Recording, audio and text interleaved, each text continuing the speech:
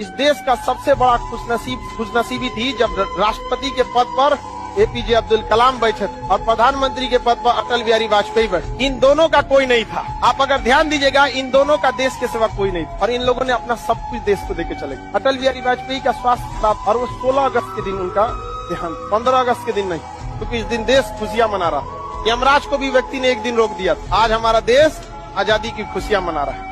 आज अगर हमको लेके चले जाओगे तो रंग में भंग पड़ जाएगा।